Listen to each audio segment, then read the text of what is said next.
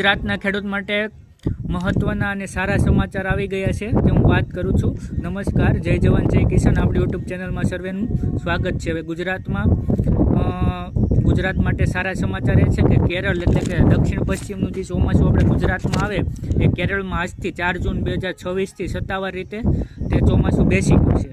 આજથી ચોમાસું બેસી ગયું છે એટલે આગામી 2-3 દિવસમાં એ આગળ વધવાનું ચાલુ કરશે। અત્યારે કેરળ અને કર્ણાટકમાં અતિ ભારે વરસાદ પડવાની શક્યતા છે। તમિલનાડુમાં પણ ભારે વરસાદ પડશે એવી શક્યતા છે।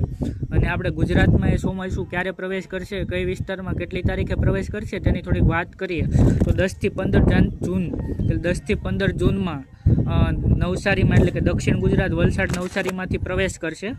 15 થી 20 જાન્યુઆરી જૂનમાં 15 થી 20 જૂનમાં મધ્યમ ગુજરાત અને મધ્ય ગુજરાત અને સૌરાષ્ટ્રમાં આપણે વાત કરીએ તો 15 થી 20 જૂનમાં પ્રવેશ કરશે। પછી 20 થી 26 જૂનમાં ત્યાર પછી 20 થી 26 જૂનમાં ઉત્તર ગુજરાત એટલે કે અમદાવાદથી ઉપર વાત કરીએ તો બનાસકાંઠા સાબરકાંઠા ત્યાં ઉત્તર ગુજરાતમાં 20 થી 26 જૂનમાં કરશે।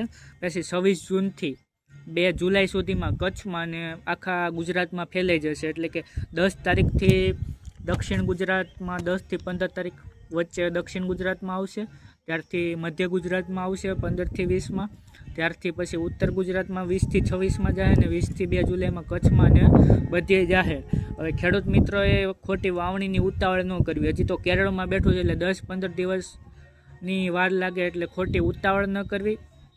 અને બીજું કે જમીનમાં યોગ્ય ભેજ જળવાય તે પછી જ વાવણી કરવી। જે આગોતરું જે પાણીનું પિયત હોય તેને વાંધો નહીં, પણ બિન પિયતવાળાને જમીનમાં સારો ભેજ આવ્યા પછી તેમજ સારો વરસાદ પડે અને સારો ભેજ જળવાય ત્યાર પછી વાવેતર કરવાની સલાહ છે। અને હા, વરસાદ પડે એ પહેલાં થોડોક આપણે ધ્યાન દોરવા જેવા મુદ્દા કહું।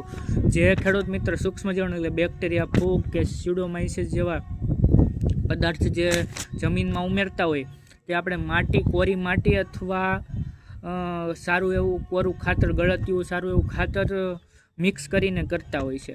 તો હજી ચોમાસું નથી બેઠું, કેટલાક વિસ્તારમાંથી વરસાદ પડ્યો છે પ્રી મોન્સૂન એક્ટિવિટીના આધારે, પણ જ્યાં ખેડૂતને કોરી માટી અને સારું એવું કોરું ગળતિયું ખાતર અત્યારે ભેજ વગરનું હોય એટલે કોરી માટી ભેજ વગરની અને સંગ્રહ કરવો, કારણ કે બેક્ટેરિયા હોય છે એ આપણે કોરી માટીમાં ને ગળતિયા ખાતરમાં ભેળવીને ઉડાડતા હોય છે જમીનમાં, તેથી એનો ગ્રોથ ને એવું બેક્ટેરિયાનો અને ફૂગનોની ગ્રોથ સારો એવો હોય છે। એટલે સંગ્રહ કરવો, આગોતરું આયોજન કરીને સંગ્રહ કરવો, જ્યાં ભેજને એવું ન લાગે તેવી જગ્યાએ મેં વાત કરી કોરી માટી અથવા ગળતિયું ખાતર તમારી જમીનમાં કેટલું જોઈએ, જરૂર મુજબ કેટલી જમીન છે એમાં કેટલું ઉડાડવા જોઈએ એ જમીનમાં જરૂર મુજબ માટી તેમજ ગળતિયું ખાતરનો સંગ્રહ કરવો। જે ખેડૂતો ફૂગ તેમજ બેક્ટેરિયા એટલે કે સૂક્ષ્મ જીવાણુનો છંટકાવ ટૂંકમાં છાંટીને કરે છે એ ખેડૂતને ખાસ જણાવવાનું। અસ્તુ, આભાર, જય જવાન જય કિસાન। આટલું ખાસ ધ્યાન રાખવું।